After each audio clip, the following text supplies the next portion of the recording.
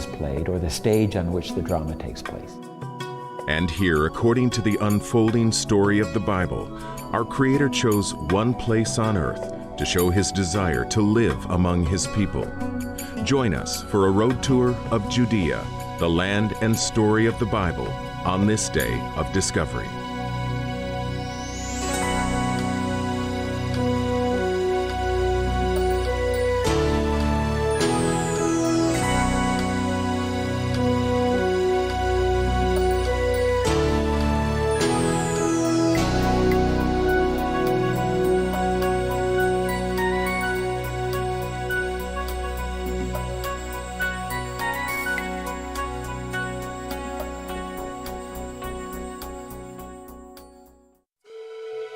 This is the land of the Bible. Here, according to the ancient Jewish scriptures, the God of creation chose a small piece of land to reveal the terms on which He would live among the people of the world. Here between the continents of Africa, Asia, and Europe, stretching from Lebanon in the north to Egypt in the south, the God of the Bible chose an intercontinental bridge on which to settle His people and build a temple that would be a house of prayer for all nations. An overview of Israel reveals 4 broad geographic regions: Galilee in the north, Samaria in the central hill country, Judea in the arid south, and Transjordan across the Jordan River Valley. The region of Judea, though not blessed with abundant natural resources, became the most blessed location because that's where the God of the Bible would choose as the center and focus of His plan to live not only among the people of Israel, but all the people of the world. Today, Mark DeHaan and Jimmy DeYoung are in Judea to explore what the Bible regards as the geographical, political, and spiritual center of the world. You need a light or something to hit that dome. The Dome of the Rock, which is the Temple Mount here in the city of Jerusalem. And what's so interesting is that we're actually standing on a ridge. If we take just a few steps across the road, we're going to get an entirely different picture. Just on the other side of the Mount of Olives. Okay, that's a dramatic change, isn't it, of perspective? Just across the street from where we were overlooking the old city in the Temple Mount, the new city of Jerusalem. This is the northern end of the Mount of Olives, where Mount Scopus and the Mount of Olives actually come together. You can see where the desert begins. So Jerusalem is perched right here on the edge of the desert, looking out to the east. We can see down through the Judean wilderness, all the way down to the Dead Sea. And that's where we're going to find some sun today, we hope. In fact, I'll bet I can shed this jacket before we're done, Jim. I'm sure you'll be able to. Yeah. It'll be warm down there. Yeah. 20 to 30 have you got a map? degrees. I do. Let's go over to the car and we can get it. Where is it, inside? Yes. We'll take just a moment here to show you the route we're going to take today in the area of Judea. Of course, to the north of Jerusalem would be Samaria. Judea here to the south, across the Jordan Valley over here to Transjordan. We've started here in Jerusalem. We've looked out towards the area of the Dead Sea, the Judean wilderness, as we drop from an elevation of about 2,800 feet down below sea level by 1,300 feet. Make our way by Jericho, and then follow the coastline of the Dead Sea, coming by En-Gedi, on to Masada. We come down to Arad at the southern end of the Dead Sea, make our way across into Beersheba, the route of the patriarchs as they would come into the land for the first time and then make their travels. Going back up towards Jerusalem, we'll come near to Hebron, a very sacred city to the Jewish people. The patriarchs are buried there in Hebron, Abraham, Isaac, and Jacob, and then back completing our travels today into Jerusalem. One of the things we're going to be looking at is not only the sights along the way, but how all of this helps us to tell the unfolding story of the Bible. Here in Jerusalem and in the region of Judea, we're visiting a place that the God of the Bible made the spiritual center of the world. Here in Jerusalem's ancient temple, God chose to live among His people. And what makes this story so compelling is the way the God of the Bible linked his offer to live among us to real people, real times, and real places.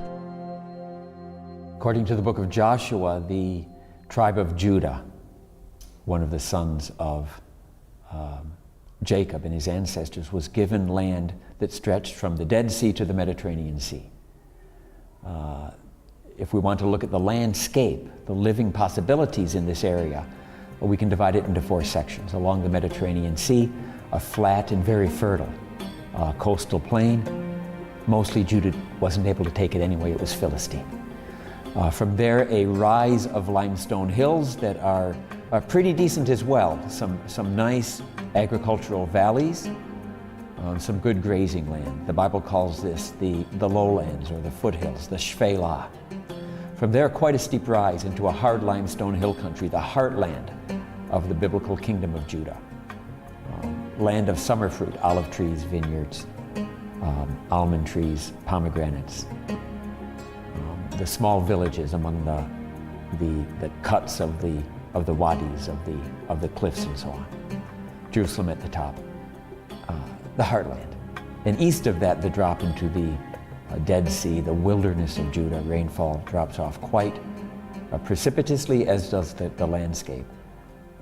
The land of the shepherd, sheep and goats. It can't sustain a established village life. By the time of the New Testament, this place is called Judea. Mostly the high hill country and the wilderness to the east. The further, more fertile lands further to the west tend to be outside of the veil, the control of the Jewish religious worldview, more Gentile down toward the coast. As we drove out of Jerusalem, we headed eastward through the Judean wilderness toward the Dead Sea. This area is significant as the location of the ancient Jericho Road, the precipitous trail between Jerusalem and the oasis of Jericho. The Jericho Road follows the course of the meandering wadi down to where it empties into the Jordan Valley. Here in the Jordan Valley, the city of Jericho spreads out at the base of the mountains. According to the Bible, Jericho, one of the oldest cities in the world, was the first city to fall when Joshua led the nation of Israel into the Promised Land. By the miraculous way in which the walls of Jericho collapsed, the book of Joshua describes how God displayed his presence among the people of Israel. We continue our journey south along the Dead Sea to an area of cliffs and caves that for centuries concealed a treasure of ancient scrolls.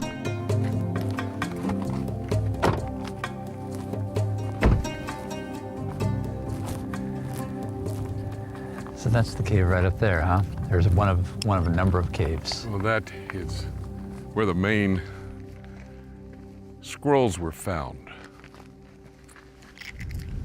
We're here at Qumran. It was a community of religious Jews about 2,000 years ago, the Essenes. They were men who meticulously would copy the books of the Old Testament, the Dead Sea Scrolls. In 1947, in the cave behind me, a Bedouin boy who was actually looking for his goats picked up a stone, went to the cave and threw the stone in, tried to scare the goats out. But he heard a strange sound, a clunk type of sound, and it was actually a jar. He went in, opened the lid of the jar, found the scrolls, the Dead Sea Scrolls. The Dead Sea Scrolls, probably the greatest archaeological find for the state of Israel, and maybe for the entire world as well. What makes the scrolls so significant as an archaeological find is that archaeologists are always looking for, well, they look for pottery, for metal, for many physical objects, but when they can find script, when they can find words that describe events and people, that's like gold. But this was a find that was not only important to archaeologists, but also to the story of the Bible, because among the other materials that were found here related to the Essene community, they found copies of of Old Testament books that predated the earliest manuscripts we had by 1,000 years. The ancient scriptures found here tell the story of the God who chose this land to show his desire to live with and to provide for those who would trust him. From the caves of Qumran, we have a dramatic view of the Dead Sea. Not much has changed from biblical times when it was called the Salt Sea. It stretches 50 miles from north to south and 11 miles across to the shores of Jordan. It's like ice, it's like snow, you know? Beautiful. Look here, it's almost like it's growing like flowers. Look at that. Look at that salt. But it's almost like it's live. The way it's, those fingers or flowers. Some of the minerals that come out of the Dead Sea. They've told me that the Dead Sea is 7 to 10 times saltier than any ocean on the face of the earth. It's here in the lowest part of the earth, 1,300 feet below sea level. Now, in reference to where we started today in Jerusalem, that's 2,800 feet above sea level. So we've come almost 4,000 feet down in elevation here to the Dead Sea. It's a beautiful area. It's unique, majestic. Please I hold want it. to see if it works, okay? I've seen pictures. I want to see if they're set up. Hold the map up. We can't I want to afford. just make sure I got everything out of here. I've got it all. In Okay. fact, I may leave and let you stay down here at the Dead Sea. Hey, Is it nice? hey, come on in. Come on. No, sir. Come on. No, sir. Hey. Look at that. Oh, look. Okay, where are we going next, Jim? Over to Engedi.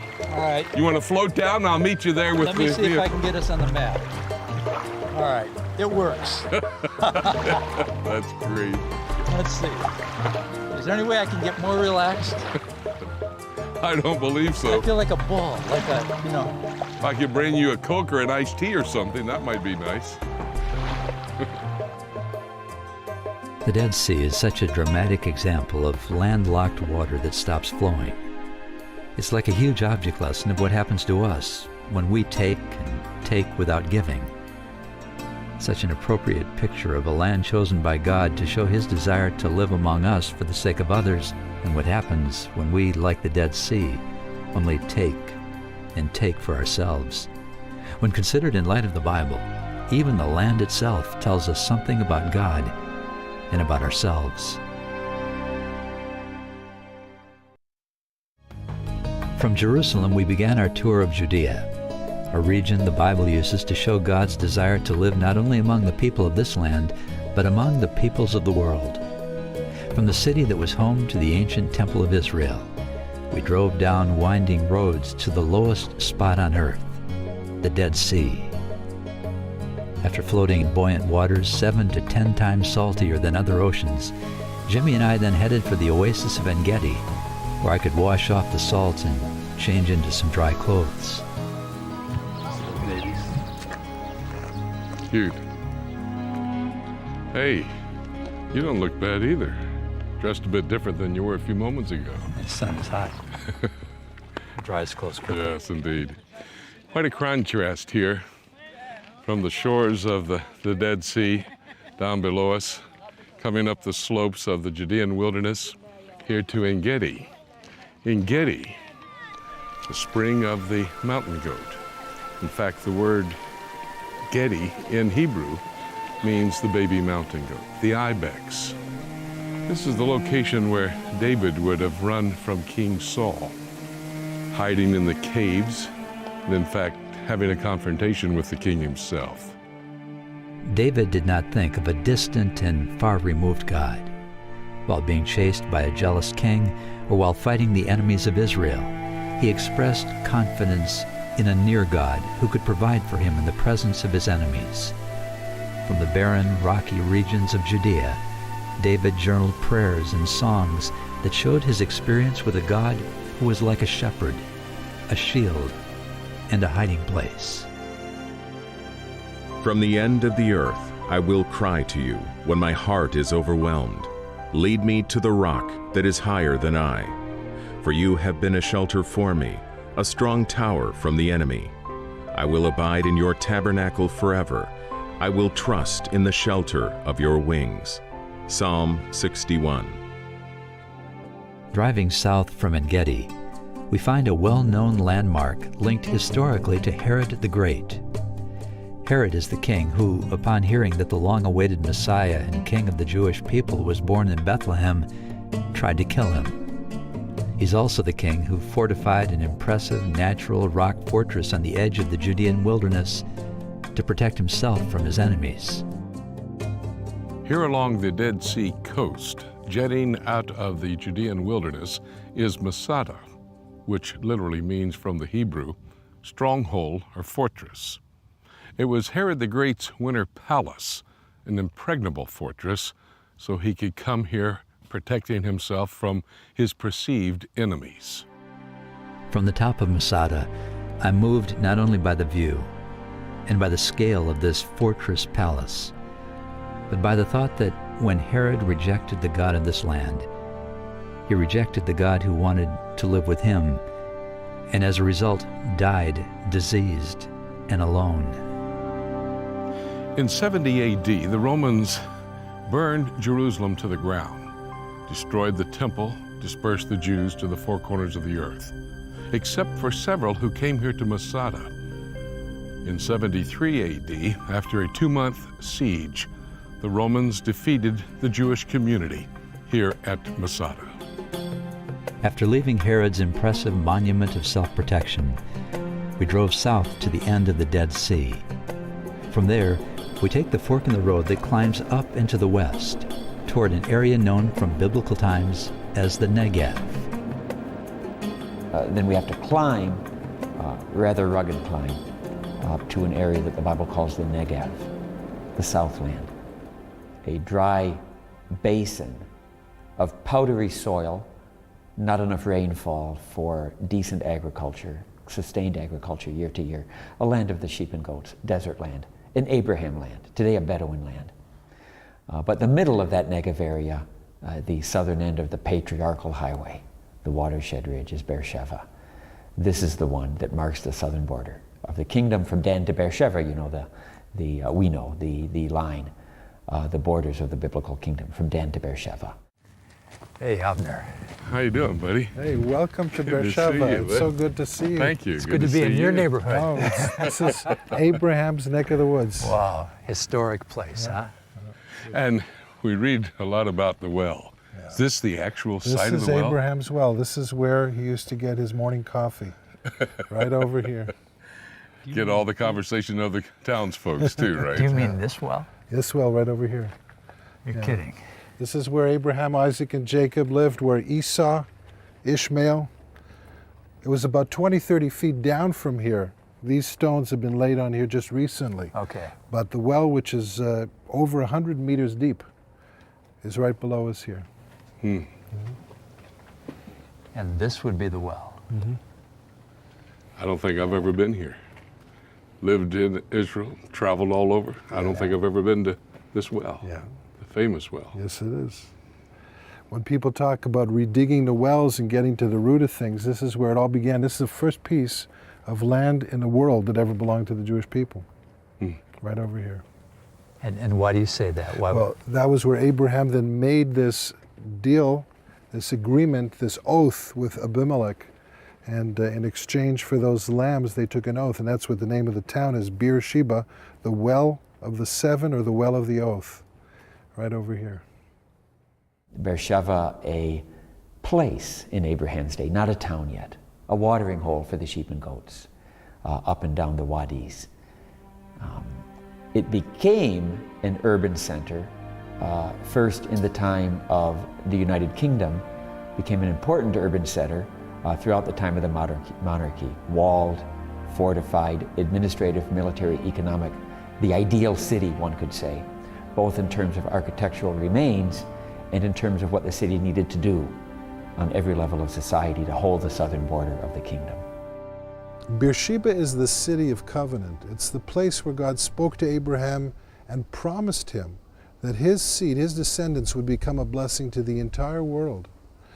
And little did Abraham know, when God spoke to him under the stars out here in the plain of Beersheba, that one day one of his descendants, through David, would be born in a city also beginning with B, in Bethlehem, barely 30 miles north of here, and that this descendant, Yeshua, or Jesus in English, would be the promise of blessing given here in the city of covenant, in the city of oath, that would bring light and salvation not only to the Jewish people, but to the whole world. Avner, we're going to make our way back to Jerusalem by way of how the patriarchs would have traveled through Hebron, Bethlehem, and then into Jerusalem. Talk to us about Hebron. That was a key city, a key location as far as the history of the Jewish people, Yes, wasn't it was. Hebron in Hebrew goes back to the connection between four brothers, Amorite brothers who used to live there. And Abraham knew them, people with names like Aner and Eshcol and Mamre. And he had a military treaty with them too. And they helped him when Lot was captured. So that was another one of Abraham's bases in this area. Later, of course, that was the city where King David was first crowned as king of Israel. The natural capital, the best resourced area of Judah in the hill country is Hebron. It's about halfway between Jerusalem and Beersheba. The elevation is a bit higher, pushing 1,000 meters. The elevation is around 3,000 feet or so, plus minus. Nice wide plateau, good agriculture, good water supplies. Always has been the population base, the center of population. If one wants to establish a kingdom in the southern hill country, this is where you go to be crowned king. David did this and was king there for 7 years before he moved the kingdom, the capital rather, north to Jerusalem to try to unite the northern and southern tribes. The ancient city of Hebron is another important link to the God who used the region of Judea to show the whole world his desire to live among his people. In more peaceful times, we visited Hebron, where David first ruled as king and where Abraham had earlier purchased a cave as a family burial site. Buried in Hebron with Abraham are Sarah, Isaac, Rebekah, and Jacob. This time, as the sun was setting, we bypassed Hebron and traveled north past the Judean village of Bethlehem, where according to both Old and New Testaments, the long-awaited Messiah and Son of God, one known as God among us, was born into the human family. It was dark when we returned to Jerusalem. There's no better place to talk about God's desire to live among his people than right here at the Western Wall. The ancient Jewish prophets talk about this particular location, the Temple Mount behind me, where the Messiah will come and build a temple. The psalmists in Psalm 132, verses 13 and 14, said that God had chosen Jerusalem, Zion, to dwell among his people forever. That's the story that we've been looking at today as we've traveled.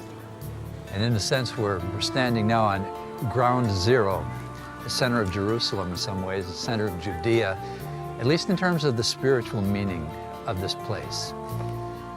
It's the big story of the Bible. It begins in Genesis, God walking with two people, God among those whom he's created. And then the whole story of the Bible about the patriarchs, the men and women who learned to walk with God, who had made promises, who took time to test his people's faith. And then when you come to the Second Testament, to the New Testament, you find the fulfillment of predictions. A Messiah comes. He walks among his people. He speaks not only as a prophet, but as God among his people. The events of his life, his death, his resurrection are all about God's desire to reconcile himself with people who have wandered away. And now he calls them back to himself. But this time, not just to one nation, but to people of the nations of the world. And so the promise to Abraham is fulfilled. God's desire to call a people for the good of everyone. And now through this new group, this international body, the New Testament talks about a God who lives in his people, among his people, through his people. God dwelling among his people and looking, as you indicated, Jim, ultimately to the fulfillment and the restoration of all things, where God lives finally, forever, among his people. and right here from this location. The Apostle John was given a vision of this time in the future. He wrote, "I heard a loud voice from the throne saying, 'Now the dwelling of God is with men, and he will live with them. They will be his people, and God himself will be with them and be their God.'"